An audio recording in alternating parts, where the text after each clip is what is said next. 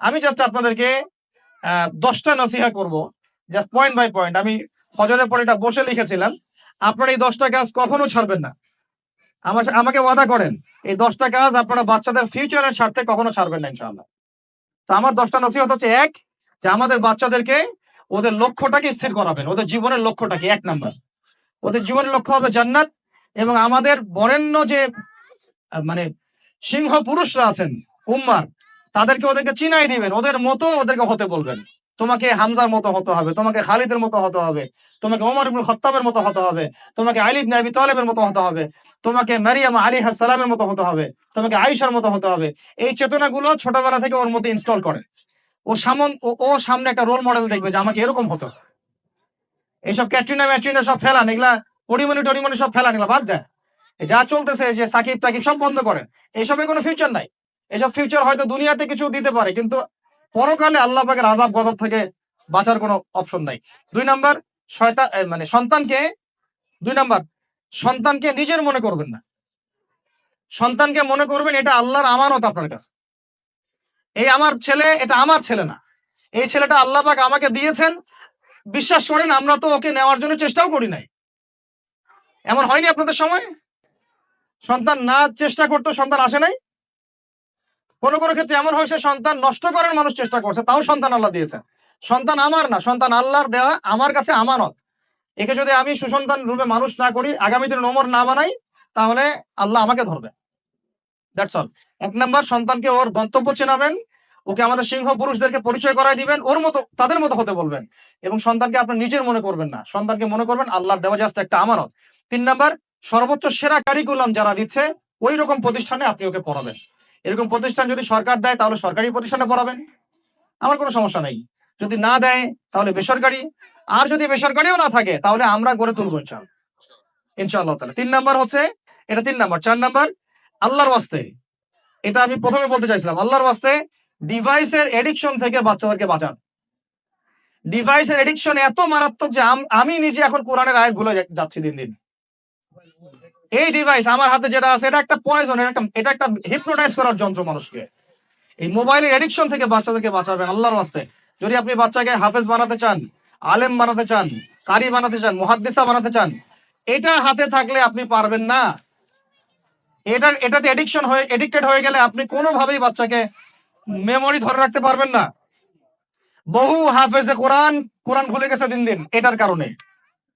এটার মধ্যে অ্যাডাল্ট্রি অনেক কিছু আছে, ওরা এগুলো বোঝে, ওরা এগুলো এখন বোঝে, কিন্তু ওরা ছোট নাই এখন। এগুলো একটা কার্টুন দেখতে গিয়ে ওরা 10টা দেখে ফেলবে, আজে বাজে জিনিস দেখে ফেলবে। এটা এটা এটা এটা এটার মানে ব্যবহারটাকে নিয়ন্ত্রণ করেন, ডিভাইস এডিকশনটা বন্ধ করেন। আল্লাহ পাক তৌফিক দান করেন, আমিন। 5 নাম্বার হচ্ছে ম্যানুফ্যাকচার্ড কোনো খাবার বাচ্চাদেরকে খাওয়াবেন না। ফিজিক্যালি ওদেরকে ফিট রাখার চেষ্টা করবেন। ম্যানুফ্যাকচার্ড খাবার মানে একটু আগে দেখলাম যে বাইরের খাবারগুলো এটা খাচ্ছে, চিপস টিপস ইত্যাদি, এগুলা ওর হজম শক্তি নষ্ট করবে, ফিজিক্যাল স্ট্রেংথ নষ্ট করবে, ওর মেমোরি শার্প হতে দিবে না। ওকে ভিতর থেকে ওই যে একটা শব্দ একটু আগে বলেছে এক ভাই, যে ব্রয়লার মুরগি বানাই দিবে, আসলেই তাই বানাই দিবে। আমরা ঢাকা শহরে যখন থাকি, ছেলেপেলেদের 15 বছরের ছেলের ভুঁড়ি দেখলে আমাদের মনে হয় যে কি একটা অবস্থা।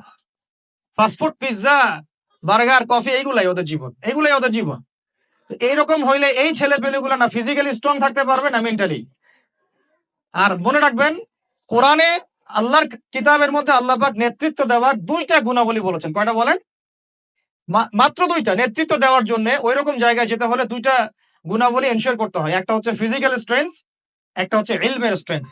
বাসতাতাম ফিল জিসমি ওয়াল ইলম আও বাসতাতাম ফিল ইলমি ওয়াল জিসম, মানে জ্ঞানে এবং দৈহিক শক্তিতে বলীয়ান হওয়া। ছোটবেলা থেকে খাবারে যদি আপনারা সচেতন না হন, এই বাচ্চারা বড় হয়ে দেখবে যে 15, 20, 30 বছরেই ভেঙে পড়ে গেছে। আমরা এটা চাই না। বিশুদ্ধ খাবার এবং ম্যানুফ্যাকচার্ড খাবার ত্যাগ করা, বাইরের খাবার বন্ধ, এবং যে রুট লেভেল থেকে ভালো খাবার এনে ওদেরকে খাওয়াবেন, পরিষ্কার পরিচ্ছন্নতাকে সর্বোচ্চ গুরুত্ব দিবেন। 6 নাম্বার হচ্ছে নিয়মিত ওদেরকে খেলতে দিবেন। এটা আমি নিজে লিখেছি, কারণ ছোটবেলায় আমরা অনেক খেলাধুলা করেছি। আমি একটু বুঝাই জাস্ট 1 মিনিটে। যত বেশি খেলবে তত সোয়েট হবে, মানে ঘামবে। যত ঘামবে তত ক্লান্ত হবে, যত ক্লান্ত হবে ঘামবে তত কোলেস্টেরল কমে যাবে, ব্লাড সার্কুলেশনটা খুব ভালো হবে। তারপরে যত খেলবে ও টায়ার্ড হবে, তখন ও খাবে বেশি, মানে ভালো জিনিস খাবে বেশি, রুচি বাড়বে। যত ভালো খাবে ঘুম তত ক্লিয়ার হবে, ঘুম যত ক্লিয়ার হবে ওর ব্রেন তত শার্প হবে, ব্রেন যত শার্প হবে ও অল্প সময়ে যা পড়তে পারবে, যা মুখস্থ করতে পারবে, এটা 10 ঘন্টায় আপনি পারবেন। বিশ্বাস করেন আমি আমার স্টুডেন্ট লাইফে কোনোদিনও মনে হয় 2 থেকে 3 ঘন্টার বেশি পড়ি নাই, কোনোদিনও না, কোনো পরীক্ষার আগেও না, এসএসসি এইচএসসি ইন্টার মাস্টার্স কোনো পরীক্ষার আগেও না। আমার তো মনে আছে যে আমি ওই ইন্টারমিডিয়েট পরীক্ষার আগে আমরা ভিডিও গেম খেলতে গেছিলাম মোস্তফা, মনে আছে আপনাদের? মনে নেই? ওই যে কাচারি বাজারে, এই যে কাচারি বাজারে, কাচারি বাজারে আগে এখন একটা গেমিং জোন ছিল, আপনাদের অনেকে মনে আছে যারা আমার এজের আছেন, মনে নেই আপনাদের? হ্যাঁ ভাই জানেন তো, বাক্সের মধ্যে থাকতো, হ্যান্ডেল থাকতো। কালকে পরীক্ষা বলছে, পরীক্ষা দূর কিসের পরীক্ষা, আমার ইংরেজি আগে পড়া আছে, আমার পড়া লাগবে না, এত কনফিডেন্স, বিকজ 1 ঘন্টা পড়ছি আমার হয়ে গেছে। তো এই হলো অবস্থা, মানে বাচ্চাকে খেলতে দিতে হবে, খেলতে দিলে ওর ব্রেন ডেভেলপমেন্টে অনেক কাজে দিবে, ক্ষুধা বাড়বে, ঘুম ভালো হবে, ইনশাআল্লাহ তাআলা ওরা ওরা দ্রুত মনে রাখতে পারবে ইনশাআল্লাহ তাআলা। 7 নাম্বার, 7 নাম্বার হচ্ছে ভাই, এটা আমাদের ভাই বোনদের জন্য, যে পারিবারিক বন্ধনটা ভালো রাখেন। যে পরিবারে হাজবেন্ড ওয়াইফের বন্ধন ভালো না, ওই পরিবারে ভালো সন্তান গড়ে উঠবে না। ওরা অনেক কিন্তু দেখবেন যে মানে মেন্টালি অনেক ডিপ্রেসড হয়ে যাবে। পারিবারিক বন্ডিংটা খুব ইম্পর্টেন্ট। এইজন্য আমরা দোয়া করি আল্লাহ পাক যেন সবার মধ্যে পারিবারিক বন্ডিংটা ভালো রাখেন এবং পারিবারিক কলহ থেকে আল্লাহ পাক আপনাদেরকে হেফাজত করেন, আমিন। আর 8 নাম্বারটা হচ্ছে বাবাদেরকে বলছি আমি, যে বাবাদের উচিত হবে মাদের দায়িত্ব না শুধু সন্তানদেরকে সময় দেয়া, বাবাদের, because because brother, you are not a money making machine at all. আপনি মানি মেকিং কোনো মেশিন না, আপনার কাজ শুধু টাকা আর্ন করা না তো, আপনার আমার কাজ হচ্ছে বাচ্চাকে সময় দেয়া। কোরআন আপনি খোলেন, কোরআনের মধ্যে আপনি মা এবং ছেলের কোনো কনভারসেশন পাবেন না। আমার জ্ঞান ক্ষুদ্র, যদি থাকে আমাকে জানায়েন, যে কোনো জায়গায় যদি থাকে, কোনো জায়গায় যদি পান মা এবং ছেলের কনভারসেশন আমাকে জানায়েন। আমি কোথাও কোরআনে মা এবং ছেলের কোনো কনভারসেশন পাই নাই, মা এবং সন্তানের কোনো কনভারসেশন পাই নাই। আমি যদি ভুল হই বা আমার যদি জানা না থাকে আপনি আমাকে জানাই দিন। আমি সব জায়গায় পাইছি বাবা ছেলে, বাবা ছেলে, বাবা ছেলে, বাবা এবং ছেলের কনভারসেশন। তার মানে কোরআন আমাদেরকে হেদায়েত দিচ্ছে যে বাবাদেরকে সময় দিতে হবে ছেলেদেরকে।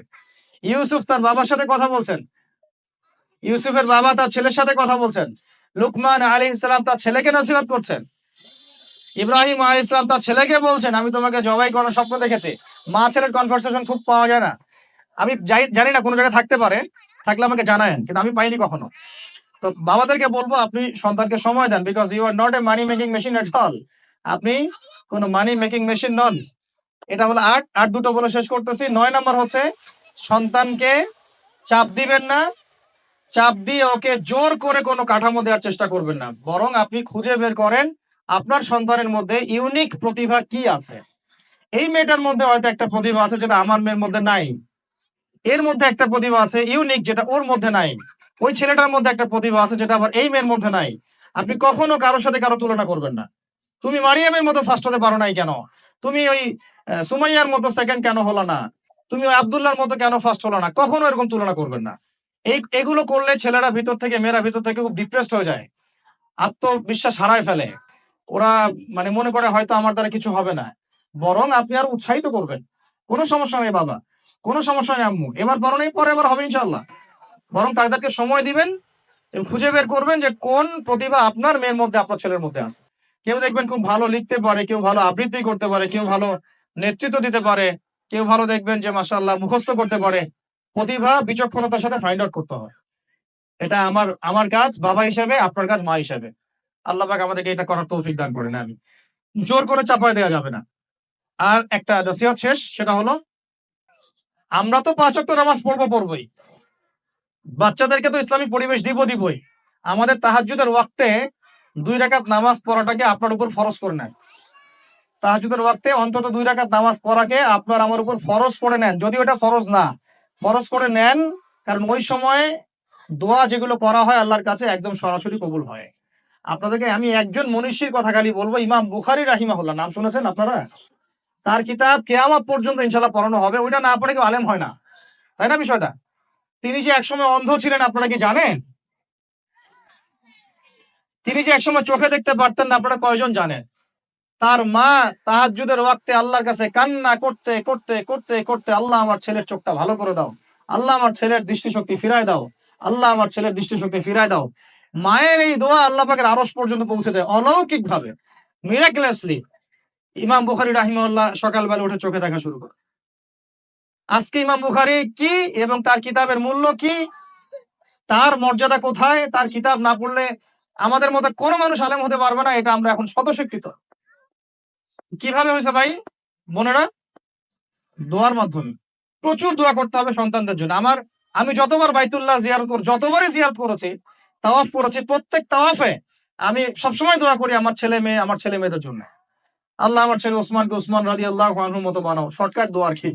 আমার ছেলে মেয়ে মারিয়ামকে মারিয়াম আলাইহিস সালামের মতো বানায় দাও। আল্লাহ আমার মেয়ে আয়েশাকে আয়েশা রাদিয়াল্লাহু আনহার মতো বানায় দাও। আল্লাহ আমার ছেলে ওমরকে ওমর ইবনে খাত্তাবের মতো বানায় দাও। আপনারা এবার দোয়া করতে থাকেন। দোয়া কবুলের সময়গুলো খুঁজে খুঁজে বের করে দোয়া করতে থাকতে হবে। ইনশাআল্লাহ বাবা মার দোয়া আল্লাহ পাক ফেলবেন না ইনশাআল্লাহ। আল্লাহ পাক আমাদেরকে এই বিষয়গুলো আমল করার তৌফিক দান করেন। আর সব সময় ছেলে মেয়েদেরকে আত্মবিশ্বাস দিবেন। যত তাদেরকে কনফিডেন্স দিবেন ওরা আরো ভালো করবে। যত ধমক দিবেন এই তুই পারিস না, তোর দ্বারা হয় না, তুই কি করস, ইত্যাদি ইত্যাদি, তত দেখবেন ও আর পারতেছে না। আমি বেসিক্যালি ছোট থেকে যে বড় হয়েছি এই জিনিসটার অনেক ঘাটতিতে বড় হয়েছে। কনফিডেন্স না দেয়া, কনফিডেন্স না দেয়া। তবে সবাই সবকিছু হয় না, কিছু ব্যতিক্রম বিষয় থাকে। কিন্তু আমি যেটা রিয়ালাইজ করেছি, একটা মানুষকে যখনই কনফিডেন্স দেওয়া হয় সে অনেক ভালো করে। যখন আপনি তাকে আন্ডারএস্টিমেট করবেন সে ভালো করতে পারবে না। তাই আল্লাহর ওয়াস্তে আমাদের বাচ্চাদের উপরে চাপ না দিয়ে আত্মবিশ্বাস দিবেন, ভালোবাসবেন, মহব্বত করবেন, ওকে উৎসাহ দিবেন, দেখবেন ইনশাআল্লাহ ও আরো ভালো করতেছে ইনশাআল্লাহ। মাশাআল্লাহ তুমি তো সুন্দর লিখছো, আরেকটু ভালো করো। ভালো হয়েছে তো মাশাআল্লাহ, আরেকটু করো। সুন্দর আর্ট করছো, আরেকটু ভালো করো। মাশাআল্লাহ এক পারা তো মুখস্থ করে ফেলছো, আরেক পারাও পারবা ইনশাআল্লাহ। ওকে এভাবে বুস্ট আপ করতে থাকেন। ইনশাআল্লাহ তাআলা দেখবেন এভাবে যদি একটা পরিকল্পনা মাফিক আমরা আগাই, জাস্ট ২০ টা বছর সবর করি যদি আমরা, আল্লাহ পাক যেন আমাদেরকে তৌফিক দান করেন। টানা ২০ বছর যদি আমরা নেক হায়াতের সাথে এভাবে রাত দিন ২৪ ঘন্টা নিরলস দিনের কাজ করতে পারি, এট লিস্ট এডুকেশন সেক্টরে, আমাদের তো পলিটিক্যাল সেকশন নাই, ইকোনমিক সেকশন আমাদের হাতে নাই। এট লিস্ট শিক্ষা সেক্টরে যদি আমরা এভাবে কাজ করতে পারি, আগামী ২০ বছরে বাংলাদেশের শিক্ষা ক্ষেত্রের হুলিয়া পরিবর্তন করে ফেলা সম্ভব ইনশাআল্লাহ। কারণ সবকিছু নতুন করে করা লাগবে না, আমরা শুধু সমন্বয় করব, পরিবেশ গড়ব এবং আমাদের জানমাল, সময়, শ্রম, জমি জমা এগুলো ওয়াকফ করবো ইনশাআল্লাহ আল্লাহর জন্য। এবং এগুলো করলে লাভ কি হবে? ওই বিখ্যাত হাদিসটা দিয়ে শেষ করতেছি, যে নবী সাল্লাল্লাহু আলাইহি ওয়াসাল্লাম বলেছেন, ইযা মাতাল ইনসান, যখন মানুষ ইন্তেকাল করবে বা করে, ইনকাতা আনহু আমালু, তার আমল নামাটা কেটে দেয়া হয়, বন্ধ হয়ে যায়। ইল্লা সালাস, তিনটা রাস্তা খালি জারি থাকে। এক নাম্বারই হচ্ছে সাদাকায়ে জারিয়া, মানে এমন সাদাকা, এমন কন্ট্রিবিউশন যেটা আমার ইন্তেকাল, আপনার ইন্তেকালের পরেও একেবারে চলতে থাকবে, লং টাইম সাস্টেইন করতে থাকবে। এটা একটা। ২ নাম্বার ওয়ালাদুন সালেহ, আমার নেককার সন্তান বা আপনার নেককার সন্তান, যে আপনার আমার জন্য কালকে আমাদের মানে পরকালে বারজাখের জীবনে আমরা যখন থাকবো তখন তারা দোয়া করতে থাকবে। আর আমি বলছি আমার ওমরই শুধু আমার ছেলে না, আপনাদের সবার সন্তান আমার সন্তান, আপনাদের সবার মেয়ে আমার মেয়ে। আমি এভাবে কখনো চিন্তা করি না যে এই যে প্রতিষ্ঠানগুলো আমরা করতেছি বা যে প্রজেক্ট গুলো আমরা নিচ্ছি হাতে, এগুলো শুধু আমার ছেলের জন্য, আমার মেয়ের জন্য। কোশ্চিন কালেও এদেশের প্রত্যেকটা শিশু আমার শিশু, আমার ছেলে আমার মেয়ে। এদেশের প্রত্যেকটা বোন আমার বোন, এদেশের প্রত্যেক ভাই আমার ভাই। ওইভাবে চিন্তা করে আমাদেরকে না গেলে আমরা জাতিগত পরিবর্তন আনতে পারবো না। তখন আমরা স্বার্থপর হয়ে যাবো। আমার ছেলে বাঁচতেই হইলো, আমার মেয়ে বাঁচলেই হইলো। তখন হবে কি, আমার ছেলে আদতে বাঁচতে পারবে না, আমার মেয়েও বাঁচতে পারবে না। কারণ ফিতনা যখন সব জায়গায় ছড়ায় পড়বে, আমার ঘরেও তো ঢুকবেই, স্বাভাবিক। আর শেষ নাম্বারটা হচ্ছে আল ইলম, এমন জ্ঞান ইউনতাফাউ বিহিন নাস, যে জ্ঞান দিয়ে মানুষ উপকৃত হয়। এই হলো শিক্ষা প্রজেক্ট গুলো। আল্লাহ পাক এই হাদিসটার উপর আমাদের সবাইকে আমল করার তৌফিক দান করেন, আমিন। আর আমি লম্বা করছি না, আপনাদের অনেকেই ক্ষুধার্ত, আমাদের বাচ্চারা ক্ষুধার্ত। আমরা দোয়া করি আল্লাহ পাক যেন আমাদের সবাইকে পবিত্র কোরআন এবং নবীর হাদিস অনুযায়ী জীবন গড়ার তৌফিক দান করেন।